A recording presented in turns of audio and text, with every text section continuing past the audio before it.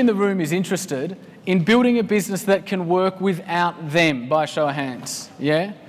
Who started a business before? Keep your hand up. Who started a business before? Awesome.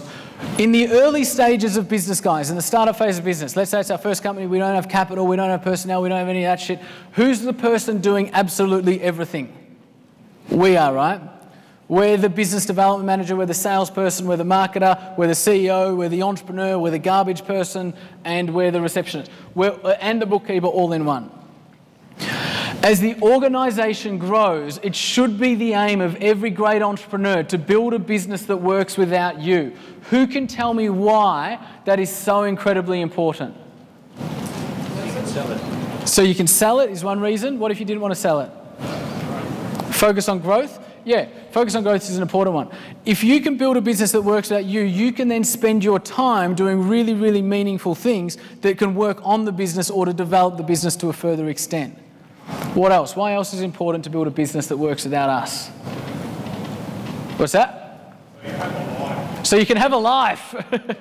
Yeah, totally. Here's the thing, guys. Most people go, well, I'm like the biggest asset in my business right now. And I go, that's cool. But as the organisation grows, you'll become the biggest liability. Because if everything in the organisation needs to happen, needs to come through you, then you are the glass ceiling across that organisation. If we can build a company that works without us, then it's a self-fulfilling team with a great culture and some great people that are doing great work without us. Firstly, we can work on the business. Secondly, we can go and get bigger deals. And thirdly, we can actually have a life and do like travel and whatever else might be happening. Do you guys want me to run you through a quick 3-step system as to how I reckon you can build a business that works without you? Yes or no? Awesome. Would have been awkward if you had said no, eh? What would I do under, I don't know what I would do under that circumstance. Okay. Cool. What are we going to do here? We're going to draw a triangle. Okay. So, guys, the first thing that you need to get right in order to build an asset that works without you is to create systems within the business. Meaning every single task or process within the business needs to have a written process as to how it's best to be completed. This is like your wish list as the business owner.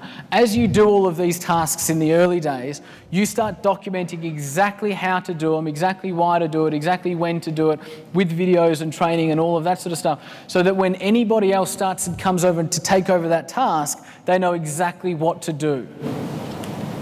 The first thing we need is everything needs to be systemised. The second thing we need, guys, once we've got the systems in place, is great people. Now, this might start with like a virtual assistant, or it might start with a personal assistant, or it might start with an admin manager. And then we might bring on a marketing manager, then we might bring on a business development manager. But we need to have this infrastructure down here in the systems before we can look to start bringing on great people. Because if we bring on great people and the foundation isn't there and the infrastructure isn't ready, what happens? Yeah, the great people come in and they don't know what to do, it's chaotic, there's stuff going everywhere, and they'll probably leave, or we'll think they're not doing a good job and we'll probably transition them. Number one is systems, number two is people. Once we've got both of those things, we then focus on building culture. So, systems is about develop the foundation.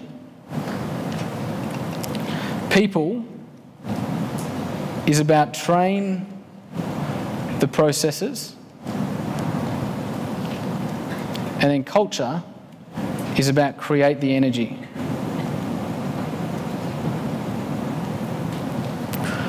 When you're the person in there creating systems, which is cool because you probably will be in the early days, I reckon you're wearing the hat at that point of a technician. Everybody just draw a T into your box under systems.